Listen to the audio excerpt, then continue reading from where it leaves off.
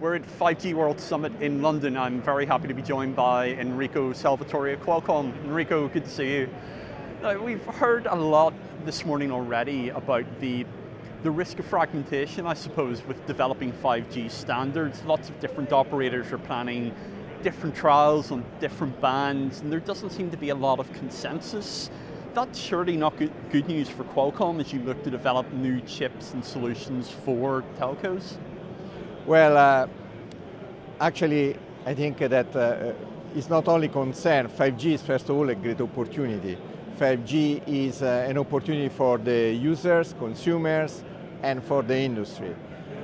We are actually working as an industry in the standardization body, so this is happening in the 3GPP, and also the presentation of today, you can see that all the industry players are working in that framework.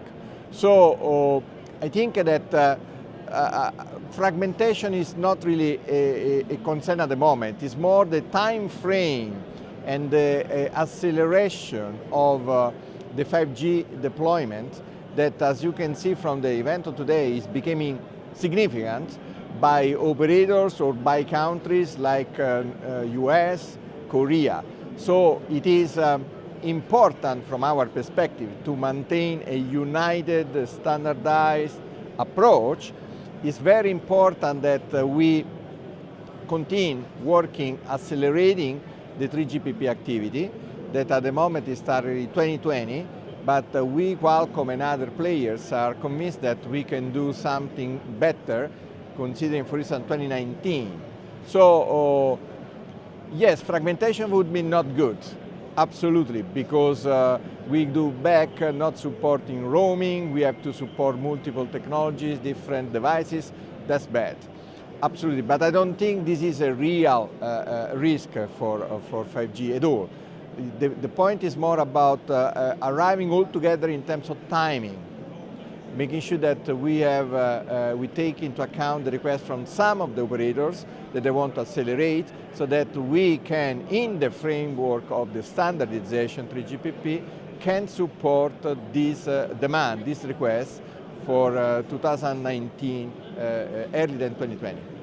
And one of the executives said on stage this morning that the spectrum bands really need to be decided upon this year in order to have the devices in place for 2019 and 2020. Is that something you'd agree with? Absolutely, yes. This is a good point. You're right.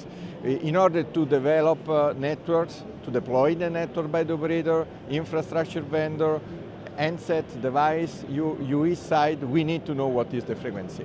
So I think in particular we are in Europe. In Europe is definitely critical that the regulators will accelerate with the identification of the bandwidth for 5G.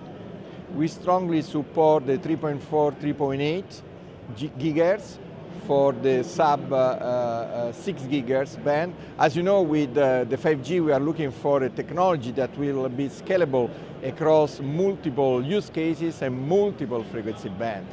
So below 6 gigahertz, but also above 6 gigahertz. So the 27, 30 gigahertz millimeter wave is another area where we need to have an answer in terms of which frequency will be available for the 5G technology. And you've talked about standards and spectrum. What else could help a company like Qualcomm smooth the road towards 5G?